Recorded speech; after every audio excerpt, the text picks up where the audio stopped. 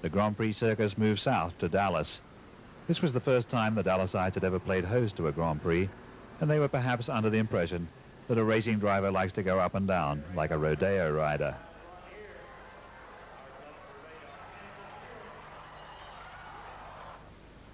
The Formula One teams were glad enough to be able to visit the historic buildings.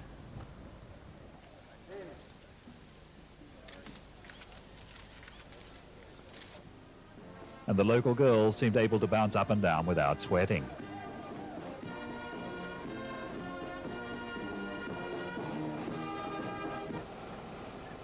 But the drivers needed ice and cold drinks as the temperatures climbed to 100 outside the car and 140 inside.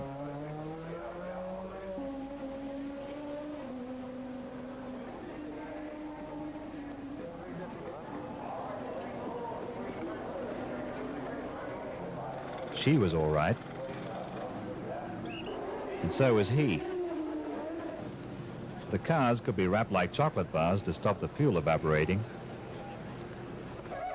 but the drivers suffered from the heat. Worse than that, they suffered from the track, which was a mess. The State Fair Park circuit crumbled like cheese.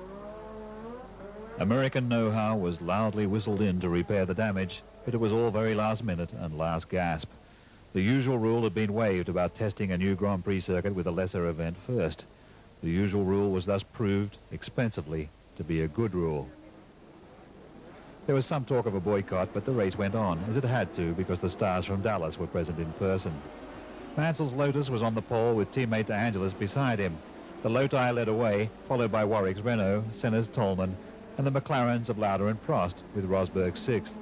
Arnoux should have been up there too, but his Ferrari had a misfire on the parade lap and had to start from the back, an annoyance which fired him up for what was to be a spine-tingling performance.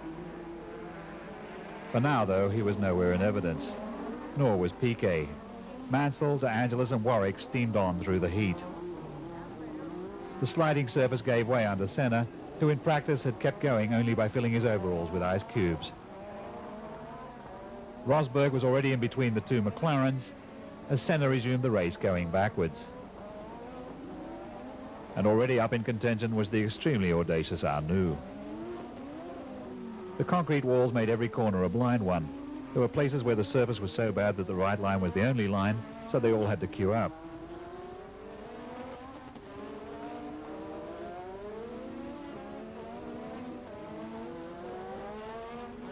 But where there were two lanes, things still happened, such as Warwick passing De Angelis into second place.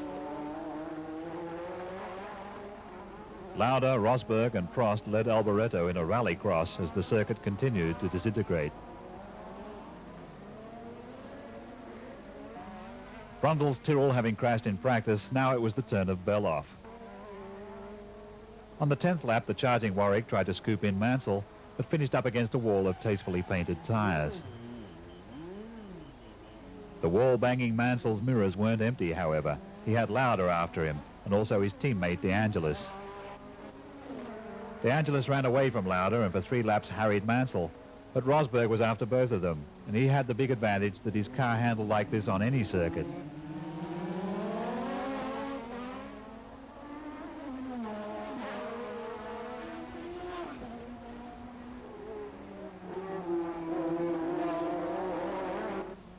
By now, Tom Bay's leg was a bit better, but while running in 5th place, his Renault left a wheel behind, which somebody souvenired.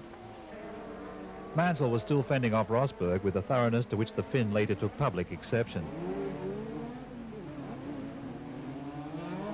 Prost, as was his right, took advantage of the situation, which didn't improve Keke's mood.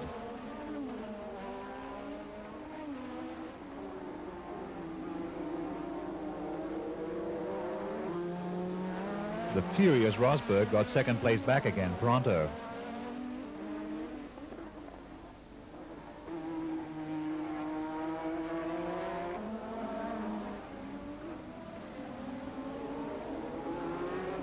Mansell clipped the wall and faltered. Carried on by his own momentum, Rosberg went past Mansell into the lead. The 80,000 Texans present didn't realize how lucky they were to be getting all this instead of a mass walkout. Mansell didn't take it lying down, but it was his turn to face a shut door. Rosberg raised an arm in the time-honored Finnish gesture, which means sod off. Keke, plagued by a jammed throttle, saw a little slip road just begging to be plugged by a Brabham.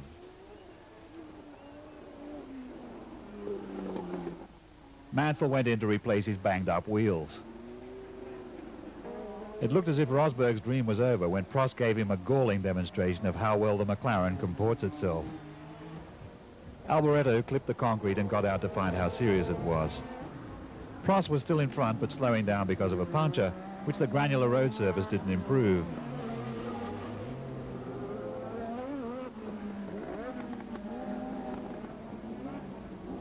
He parked fraternally behind Alboreto's Ferrari.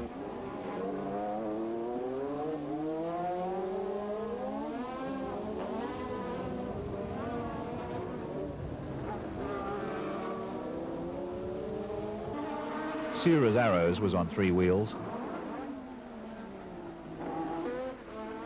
Rosberg was now back in front.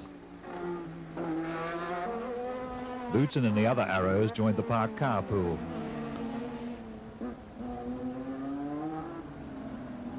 Rosberg belted on. Lauda, currently 3rd, also joined the parked car pool. Rosberg won the whole thing, with Arnoux a scarcely believable 2nd, followed by De Angelis and Lafitte, whom it was good to see back among the points.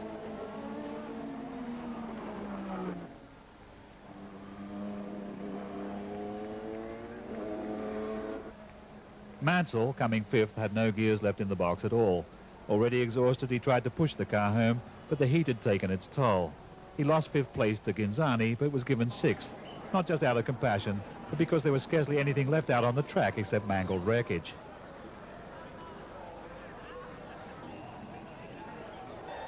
Rosberg, who could go through hell and still stroll out asking for a light, chose the victory dais as the spot from which to tell Mansell off. A private get-together was what those two needed, but it's hard to resist a microphone. I don't think it's Formula 1 tactics what he was using. With Prost and myself, it was no problem. Alan put his nose once alongside me. I give him away because he's quicker. And that's the way we operate in F1. Last 2 or 3 laps might be a different story, but not right in the beginning.